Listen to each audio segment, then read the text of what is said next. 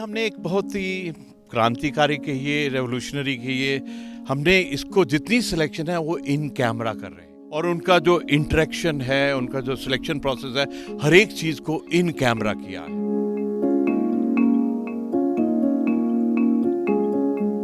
मैं तो कहूंगा युवाओं के लिए एक ही संदेश है कि आपका समय अभी आ गया है। I think this is the moment of change, this is the moment of transformation and modernization. आपने बात कही मिशन की, तो मैंने 5 मिशन बनाए हैं अपने लिए। और जब मैं सेल्फ हेल्प ग्रुप्स में जाता हूं तो उनको पूछता हूं कि आपकी 1 महीने की आमदनी कितनी है, तो मुझको आमतौर पर जवाब मिलता है 10,000, 15,000, 20,000। नमस्कार, आप देख रहे हैं उत्तराखंड तक और मैं हूं आपके साथ सरिता तिवारी। आज आपको ऐसे एक शख्स से मिलवाने वाले हैं जिन्होंने 40 साल सेना में दिए। काफ़ी गौरवशाली उनका सेना में सफ़र रहा है। कई सारे पुरस्कारों से उन्हें सम्मानित भी किया जा चुका है। 4 बार राष्ट्रपति पुरस्कार उनको मिल चुका है। तो आज उनसे हम बातचीत करेंगे उत्तराखंड के कई विषयों को लेकर। यहाँ पर हम बात कर रहे हैं, जी हाँ, उत्तराखंड के राज्यपाल retired lieutenant general Gurmeet Singh ji की। सर, आपका सबसे पहले चैनल में बहुत बहुत स्वागत है। बहुत बहुत शुक्रिया, आपको मेरा जय हिंद। सबसे पहले एक राज्यपाल के रूप में आप उत्तराखंड को लेकर हम बात करते हैं, तो एक राज्यपाल के रूप में उत्तराखंड को लेकर क्या विजन रखते हैं, क्या मिशन रखते हैं? सबसे पहले मैं ये कहूँगा कि ये मेरा बहुत सौभाग्य है कि भारतीय सेना में 40 साल तकरीबन सर्विस करने के बाद में राष्ट्र ने ये मौका दिया है, ये एक अवसर दिया है। मेरे लिए ये एक कार्य करने का, सेवा और कल्याण करने का एक बहुत बड़ा मौका है। आपने बिल्कुल डायरेक्टली एक बहुत सुंदर सवाल किया है कि मिशन क्या है और विजन क्या है। सच कहूँ तो जो बेसिक विजन वो है 3 चीज़, क्योंकि उत्तराखंड में आने के बाद में हर एक चीज़ त्रिशूल के रूप में दिखाई देती है। सबसे पहले जो जिम्मेवारी है वो है कि संविधान को, कॉन्स्टिट्यूशन को अपहोल्ड करना। दूसरा है डेमोक्रेसी, लोकतंत्र की प्रणाली को और स्ट्रॉन्ग करना। और तीसरा है कि गवर्नर की उपाधि, इस अपॉइंटमेंट की गरिमा को बनाए रखना। आपने बात कही मिशन की, तो मैंने 5 मिशन बनाए हैं अपने लिए और उसमें सबसे जो प्रथम मिशन मेरा है वो है रिवर्स माइग्रेशन। मेरे को ऐसा लगता है कि 13 डिस्ट्रिक्ट में से जो 9 डिस्ट्रिक्ट पर्वतीय डिस्ट्रिक्ट हैं, वहाँ पर जो रिवर्स माइग्रेशन मेरा सबसे पहला एक मिशन है। मैं चाहता हूँ कि जो लोग एम्प्लॉयमेंट, जॉब और पेमेंट के लिए बाहर गए, उनको किस प्रकार से वापस उत्तराखंड में लाया जाए। दूसरा है नेचुरल ऑर्गेनिक फार्मिंग और लोकल प्रोडक्ट्स। सच कहूँ तो प्रभु का उत्तराखंड के ऊपर में इतना वरदान है कि यहाँ पर जो नेचुरल प्रोडक्ट हैं, ऑर्गेनिक फार्मिंग है, अपने आप में अलग स्तर की है। और यहाँ के जो लोकल प्रोडक्ट्स हैं वो दुनिया में सबसे अलग हैं। दिल करता है कि इनको किस प्रकार से ग्लोबल कंज्यूमरिज्म के साथ जोड़ा जाए।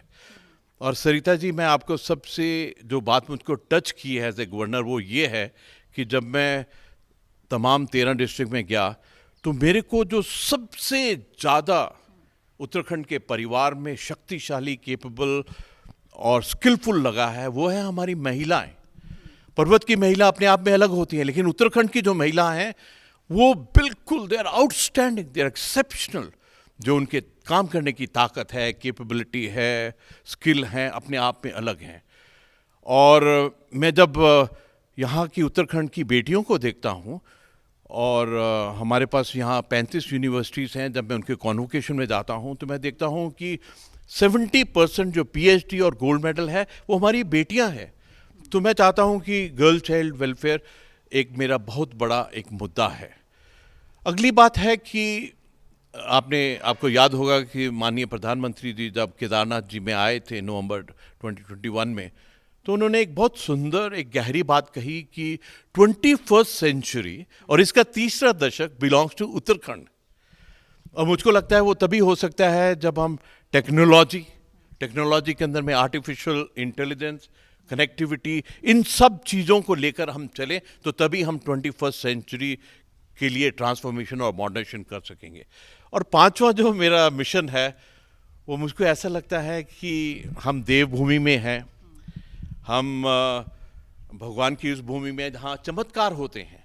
तो मुझको ऐसा लगता है कि हर वक्त मेरा एक आत्मा मेरा ढूंढती रहती है, दिमाग में ऐसा लगता है वो कौन सा सेंटर ऑफ ग्रेविटी है, गेम चेंजर है, टर्निंग पॉइंट है, जिससे हम एकदम ट्रांसफॉर्मेशन ला सकें। जैसे spiritual tourism, home stay, wellness का सेक्टर, जैसे योगा, आयुर्वेद, ये सब चीज़ें हैं। मुझको, मैं हर वक्त सोचता हूँ वो कौन सी चीज़ है जो एकदम यहाँ पर विकास, समृद्धि, ट्रांसफॉर्मेशन और मॉडर्नेशन ला सकती है। ये 5 मिशन है जिसके ऊपर में मैं हर वक्त सोचता रहता हूँ कि कुछ करने की ज़रूरत है। आपने महिलाओं की आज भी बात कही है और मैं जब भी आपको मंच पर सुनती हूँ, मैंने आपके कई सारे भाषण सुने हैं, तो आप महिलाओं का जिक्र हमेशा करते हैं और उनके सशक्तिकरण को लेकर भी आप बात करते रहते हैं और चीज़ें अभी आपने बताई भी हैं। तो और क्या महिलाओं को लेके, उनके बेटरमेंट को लेके कर सकते हैं? देखिए, मैंने एक चीज़ देखी है, जब मैं हर एक गांव में, डिस्ट्रिक्ट में जाता हूँ, जो ज़मीन पर बदली हुई है वो है माइक्रो फाइनेंस स्कीम और डायरेक्ट टू बैंक। और सबसे जो उत्तराखंड की इंटरेस्टिंग बात है वो है self help group which is women lead. आज के दिन में 56,000 सेल्फ हेल्प ग्रुप हैं और इरादा है कि इसके अंदर में किस प्रकार 6,000 और जोड़े जाएं। There is 4.3 lakh women who are part of the self help groups, और इच्छा है कि इसके अंदर में 1.3 लाख को भी जोड़ा जाए। और जब मैं सेल्फ हेल्प ग्रुप्स में जाता हूं तो उनको पूछता हूं कि आपकी एक महीने की आमदनी कितनी है, तो मुझको आमतौर पर जवाब मिलता है 10,000, 15,000, 20,000। लेकिन मुझको एज ए लीडर ऐसा लगता है कि अगर मैं उनकी मदद कर सकूं ब्रांडिंग के अंदर में, पैकिंग में, कंज्यूमरिज्म के साथ में लिंक में, उनको मशीन दे सकें, तो वो आराम से एक महीने के अंदर में 1 लाख, 1.5 लाख, 2 लाख कमा सकती हैं। उनकी काबिलियत इतनी ज़्यादा है, उनके काम करने की श्रद्धा इतनी ज़्यादा है। आपको यूल बी सरप्राइज, जब मैं पौड़ी गया था तो मैंने एक महिला स्वयं सहायता ग्रुप जो है, सेल्फ हेल्प ग्रुप, तो एक महिला मेरे को बोलती हैं कि मैं नमक बनाती हूँ, 9 डिफरेंट टाइप के नमक बनाती हूँ, और उन्होंने बताया कि मेरा नमक लंदन में भी बिकता है। तो ये जो कॉन्फिडेंस है हमारे वुमेन के अंदर में, मुझको लगता है कि ये जो लोकल प्रोडक्ट्स और इसको ग्लोबल लेवल के ऊपर में जो कंज्यूमरिज्म है, इसको किस प्रकार मिलाया जाए। तो इसलिए मेरी ये पूरे स्टेट से, शासन, प्रशासन, एनजीओ से, हर एक से दरखास्त रहती है कि किस प्रकार हम उनकी मदद करें, ताकि उनकी जो पैकिंग है, ब्रांडिंग है, लेबॉर्ट्री सपोर्ट है, उनको डिजिटाइजेशन में कैसे किया जाए। मैं आपको कुछ एक बहुत भावुक से सीन होते हैं कि जब किसी महिला को पूछता हूं कि आज आप से 20,000 कमा रही हैं, मेरे को आप बताइए कि कितनी देर के बाद में आप 1 लाख कमाने लग जाएंगी। तो मेरे को लगता है कि उनके अंदर में भी एक पॉजिटिविटी, एक क्रिएटिविटी है, और वो मेरे को बताती हैं। अगर मैं उनको कहूँ कि आप लिख के दीजिए, तो लिख के देती हैं कि मैं इसको 1 साल के अंदर में अपनी क्षमता को ऐसे बनाऊंगी कि हर महीने 1 लाख कमा सकूंगी। तो I get so much of a confidence, I got a total faith in the women of the state। और जैसे मैंने आपको बताया कि उत्तराखंड के अंदर में 35 यूनिवर्सिटीज़ हैं, जिसके अंदर में स्टेट की 11 यूनिवर्सिटीज़ हैं, and believe you me, 70% of the gold medal students में से 70% आर हमारी बेटियां, द गर्ल चाइल्ड। एंड जो डिग्री हासिल करती है उसमें भी सेम नंबर है। मुझको तो लगता है कि एक साइलेंट सी रेवोल्यूशन है। अगर आप उत्तराखंड के हिस्ट्री के अंदर में जाएंगी तो आपको मालूम है चिपको मूवमेंट के बारे में, गौरी देवी जी के बारे में, और जो साहस, शौर्य की बात रही है। और एक और आर्मी में मैंने एक चीज़ देखी है कि आज के दिन भी आर्मी के अंदर में जितने आर्म्ड फोर्सेस हैं, 17.58% of the entire Indian armed forces comes from Uttarakhand. तो उनके जो परिवार को चलाती हैं, उनके जो बुजुर्गों को देखती हैं, वो महिलाएं हैं। तो I personally feel I have got a great faith in women of Uttarakhand. मेरे को लगता है कि ये जो ट्रांसफॉर्मेशन, ये जो मॉडर्नाइजेशन, ये जो विकास, समृद्धि है, इसमें वो बहुत बड़ा कार्य कर सकती हैं। आपने सर विश्वविद्यालयों के जिक्र किया, तो एक और सवाल मेरे मन में आता है। विश्वविद्यालयों में अगर हम शिक्षा की गुणवत्ता की बात करें या विश्वविद्यालयों में उनकी चीज़ों की जवाबदेही की हम बात करें, तो ये कैसे कर सकते हैं, इसके लिए क्या हो सकता है? ये आपका बहुत सुंदर प्रश्न है। सबसे बड़ी बात यह है कि उत्तराखंड हिस्टोरिकली द्रोणाचार्य जी के टाइम से it has been gird of education. अंग्रेज़ों के समय में भी जो यहाँ स्कूल थे नैनीताल के इलाके, मसूरी, देहरादून, बहुत ही ऊंचे दर्जे के थे। आज के दिन भी भारत में जो रेजिडेंशियल स्कूल हैं, top school out of 10 8 are from Dehradun itself. और हमारी जो स्टेट यूनिवर्सिटीज़ हैं, जो हमारी सेल्फ फाइनेंस प्राइवेट यूनिवर्सिटीज़ हैं, उनके भी स्टैंडर्ड बहुत अच्छे हैं। मैं आपको एक चीज़ साझा करना चाहता हूँ कि आपने बात किया स्टैंडर्ड ऑफ एजुकेशन का, गुणवत्ता का, क्वालिटी ऑफ एजुकेशन। ये हमारा सेंटर ऑफ ग्रेविटी है हमारे एजुकेशन सिस्टम का। मुझे ऐसा लगता है कि न्यू एजुकेशन पॉलिसी आने के बाद में ये हमारी और भी जिम्मेवारी बन गई है कि हम उनको ना केवल एजुकेशन पर उसके साथ में वोकेशनल ट्रेनिंग भी दें। मुझको ऐसा लगता है कि एंटायर सिस्टम का जो एक केंद्र बिंदु है वो है कि किस प्रकार से हम यूनिवर्सिटीज़ को चलाते हैं, और उसको चलाने का जो जिम्मेवारी है वो वाइस चांसलर्स का होता है। तो हमने अगेन एक त्रिशूल को मद्देनज़र लेकर हमने 3 आदेश दिए हैं। पहला है कि हमने पूरा ऑटोनॉमी वाइस चांसलर को दिया है, full accountability and transparency. Transparency में मैं एक चीज़ आपको बताना चाहता हूँ कि अभी एक बहुत बड़ा बदलाव किया है। उसके अंदर में जितने भी हमारे सिलेक्शन हैं, इंटरव्यूज़ हैं, जो भी पोस्ट के लिए सिलेक्ट करते हैं, that is done in camera and we ensure that this absolutely transparency in this. और अगली चीज़ मैं देखता हूँ कि अगर हमको अगले लेवल तक जाना है तो ये बहुत इंपॉर्टेंट है कि हम टेक्नोलॉजी को किस प्रकार लेके आए। अभी हाल ही के अंदर में हमने एक एफिलिएशन का पोर्टल बनाया है, जो संबद्धता होती है, एफिलिएशन होती है कॉलेज को, उसको किस प्रकार से हम और मॉडर्न बना सकते हैं। क्योंकि पुराने सिस्टम के अंदर में बहुत डिले होते थे, बहुत प्रोसीजर होते थे, लेकिन मुझे बहुत खुशी है कि जो टेक्नोलॉजी का अडॉप्शन है, जिस प्रकार से हमारे यूनिवर्सिटीज इसको कर रही हैं, it is bringing in very good results. विश्वविद्यालय में आप ट्रांसपेरेंसी की बात कर रहे हैं, तो इसमें और कैसे टेक्निकली हम और बेटर हो सकते हैं? हाँ, ये आपने बहुत सुंदर प्रश्न किया है ट्रांसपेरेंसी के बारे में। मेरे को लगता है कि ये बहुत ज़रूरी है कि हम जितनी भी अपॉइंटमेंट्स करते हैं, वाइस चांसलर से लेकर यूनिवर्सिटी के अंदर में जितनी भी अपॉइंटमेंट है, अभी हमने एक बहुत ही क्रांतिकारी कहिए, रेवोल्यूशनरी कहिए, हमने इसको जितनी सिलेक्शन है वो इन कैमरा कर रहे हैं। और मैं आपको एक बहुत ही स्पष्टता से और बहुत ही शुद्धता से एक बात शेयर करना चाहता हूँ कि इस अपॉइंटमेंट में आने के बाद में 7 वाइस चांसलर्स की सिलेक्शन की है, और उसमें यकीन किया है कि the best that the nation can give, उनको सिलेक्ट किया है। और उनका जो इंटरेक्शन है, उनका जो सिलेक्शन प्रोसेस है, हर एक चीज़ को इन कैमरा किया है।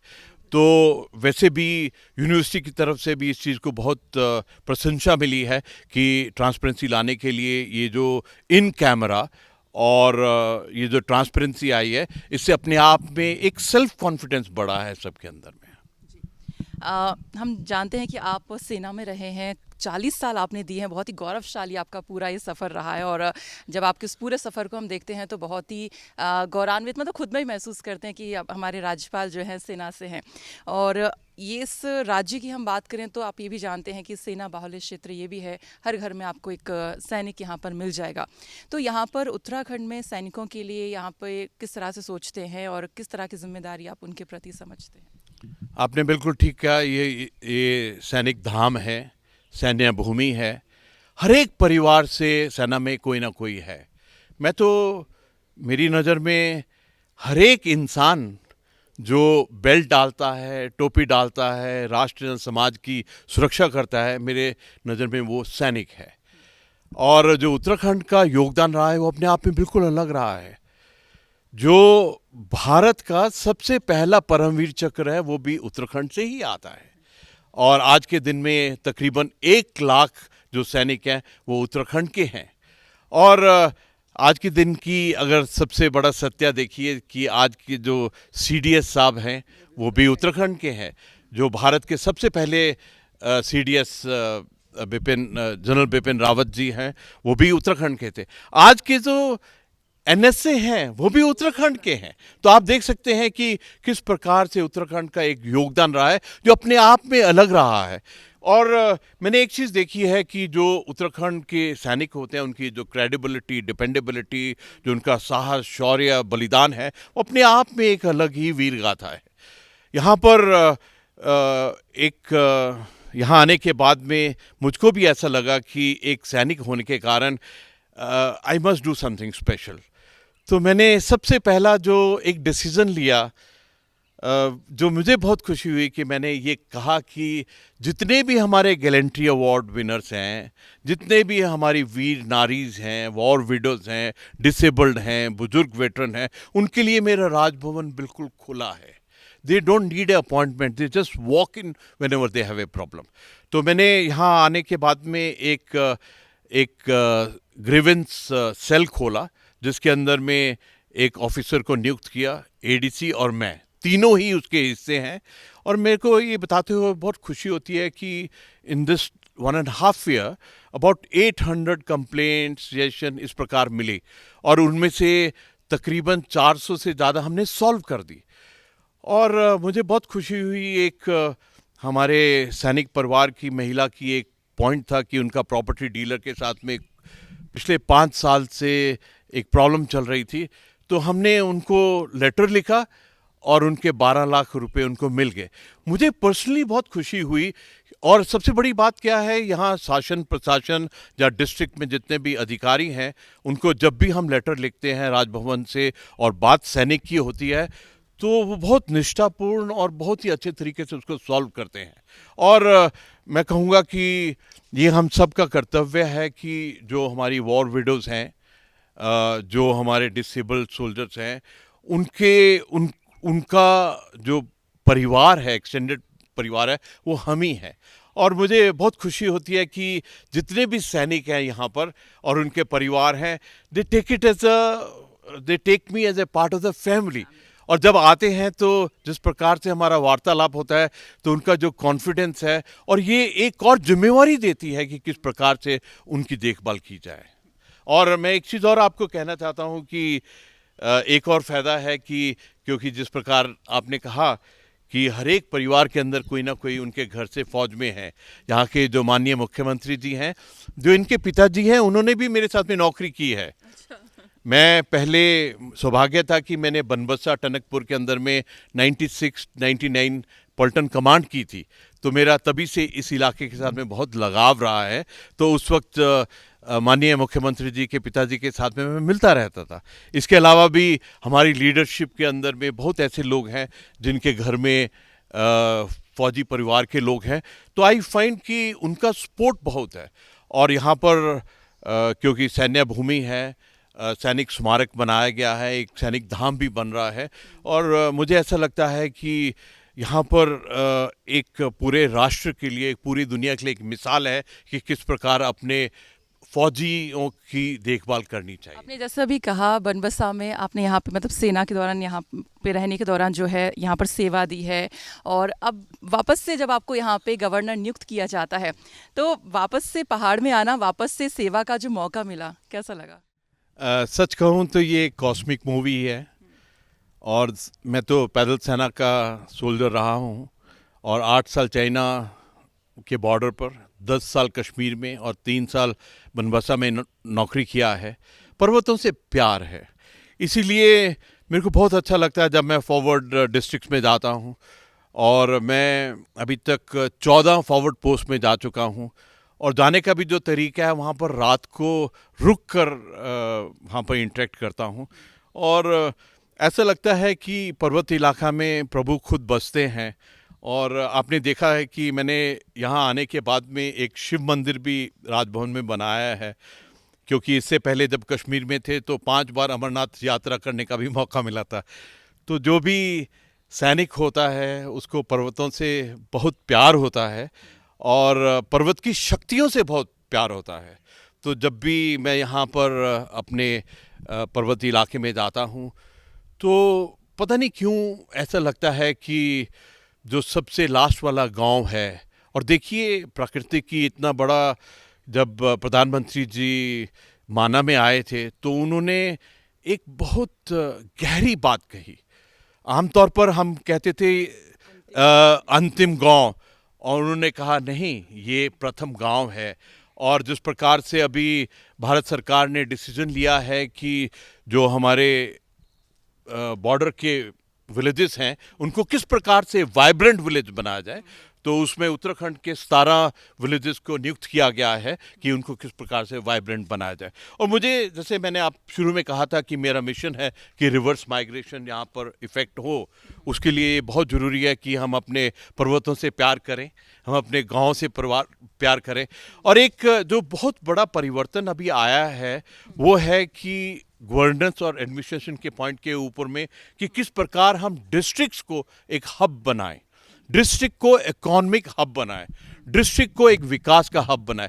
मैं आपके साथ सरिता जी एक बात शेयर करना चाहता हूं कि 13 डिस्ट्रिक्ट में जाने के पश्चात मैं उनके कार्य को बहुत बारीकी से देखा। तो ये सुशासन दिवस के अंदर में मैंने 5 डीएम्स को पुरस्कार दिया। ये पहली बार है कि डीएम लेवल के ऊपर में पुरस्कार दिया गया है। मुझको ऐसे लगा कि जो हमारे डिस्ट्रिक्ट हैं ये एक सेंटर ऑफ ग्रेविटी है और ये ज़रूरी है कि ऐसा मापदंड होना चाहिए कि किस प्रकार से वहाँ कार्य हो रहा है। और मैं एक चीज़ साझा करना चाहता हूँ कि जो हमारे डिस्ट्रिक्ट लेवल के ऊपर में प्रशासन है, जिस प्रकार से वो कार्य करते हैं, बहुत ही अच्छा, बहुत ही निष्ठापूर्ण और ऑनेस्ट और सिंसियरिटी से कार्य करते हैं। मुझको ऐसा लगता है कि जिस दिन हमारे पूरे राष्ट्र का एक गांव के साथ में, एक डिस्ट्रिक्ट लेवल के ऊपर में, एक बॉर्डर एरिया से हमारा प्यार हो जाएगा, उस दिन स्थिति एकदम बदल जाएगी। और आप देखिए, जैसे मैंने आपको कहा कि जो मेरे को ज़मीन के ऊपर में व्हाट आई फेल्ट वॉज कि जिस प्रकार माइक्रो फाइनेंस स्कीम, जिस प्रकार से direct to bank DTB effect हुआ है, अपने आप में एक क्रांति की तरह लगता है, एक रेवोल्यूशन की तरह लगता है। क्योंकि जो पैसा पहले कॉन्ट्रैक्टर्स के, मिडलमैन के थ्रू जाता था, वो आज बिल्कुल डायरेक्ट जाता है। आखिर में आपसे सवाल लूँगी, जिस तरह से हम उत्तराखंड में बात करें कि यहाँ पर एक तो हर घर में सैनिक है, लेकिन यहाँ पे युवा भी बहुत है, तो उत्तराखंड के इस राज्य के युवाओं के लिए आप क्या संदेश देंगे? क्योंकि आप आर्मी से हैं, काफ़ी डिसिप्लिन है, आपसे मिलके मतलब काफ़ी अच्छा भी लग रहा है, गौरवान्वित मैं महसूस भी कर रही। तो युवाओं के लिए क्या कहेंगे? क्योंकि जब मैं आपके सामने मतलब खड़े हो कि जब मैं इतना अच्छा फील कर रही हूँ, इतनी चीज़ें सीखने को मिल रही हैं, डिसिप्लिन एंड ऑल, तो बाकी युवाओं के लिए क्या संदेश देंगे आज के?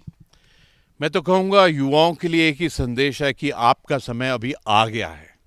आई think this is the moment of change, this is the moment of transformation and modernisation. जो अवसर आपको आज मिल रहे हैं ये पहले नहीं मिल रहे थे। आज आपके पास माइक्रो फाइनेंस स्कीम है, बैंक लोन है, बहुत अपॉर्चुनिटी है। और मैं आपको एक त्रिशूल से आपका मिलन करवाना चाहता हूँ कि शिवजी के आशीर्वाद से एक ऐसा त्रिशूल उत्तराखंड में है। पहला उसका शूल है स्पिरिचुअल टूरिज्म और tourism in all forms. Second है हार्टिकल्चर और थर्ड है वेलनेस। वेलनेस के अंदर में योगा, आयुर्वेद, मर्म, इन सब के बारे में। हॉर्टिकल्चर में चाहे वो हनी हो, मशरूम, कीड़ा बूटी, लेवेंडर, ये जितने भी इलाके हैं। और तीसरा जो मैंने कहा स्पिरिचुअल टूरिज्म। मेरे को ऐसा लगता है कि आज का जो यूथ है उसके अंदर एक अलग हौसला है। He is a very natural entrepreneur. और आज आपके पास में मौका है, आपको मदद मिल रही है, पूरा समाज आपके साथ में खड़ा है। मैं तो जब भी यूनिवर्सिटी में जाता हूँ तो I tell them, don't be the job seeker, be the job provider. और सचमुच जब मैं उत्तराखंड के यूथ को देखता हूँ तो मेरे को लगता है ये जो हम सबका इकट्ठा सपना है कि they will be able to create a revolution for us. I got a great faith in the youth. कभी कभी मैं बहुत मासूमियत से ये वर्ड को देखता हूँ, यूथ को, YOUTH, तो मैं सदा कहता हूँ कि ये इसमें जो YOU है, यू, आप क्रांति ला सकते हैं। और विद इन द यूथ ये जो गर्ल चाइल्ड हैं, जो हमारी बेटियां हैं, ये तो 3 कदम आगे हैं। क्योंकि मैं जब इनकी परफॉर्मेंस देखता हूँ यूनिवर्सिटी के अंदर में, जो डिग्री के अंदर में इनका परफॉर्मेंस है, जो गोल्ड मेडल कंपटीशन के अंदर में है, मेरे को लगता है कि आने वाले, जिस प्रकार माननीय प्रधानमंत्री जी ने कहा है कि 21st सेंचुरी, तीसरा शतक, दिस विल बी, 3 प्लेयर हैं इस त्रिशूल के अंदर में, एक तो वुमेन ऑफ उत्तराखंड, दूसरा गर्ल चाइल्ड हमारी बेटियां, और तीसरा है youth of Uttarakhand, which will absolutely bring transformation and I am very confident of this. चलिए सर, बहुत बहुत शुक्रिया हमसे बातचीत करने के लिए और समय देने के लिए। थैंक यू, धन्यवाद, जय हिंद। जय हिंद सर। तो ये थे हमारे साथ उत्तराखंड के गवर्नर गुरमीत सिंह जी, और इन्होंने उत्तराखंड के विषयों पर अपनी बात यहाँ पर रखी, और साथ ही तमाम जो उत्तराखंड के मुद्दे हैं उन पर बातचीत की, साथ ही महिलाओं के कैसे सशक्त करना है, कैसे उनको आगे बढ़ाना है, इसको लेकर भी यहाँ पर बातचीत की। मैं सरिता तिवारी, कैमरा पर्सन सिद्धार्थ के साथ, उत्तराखंड तक, देहरादून।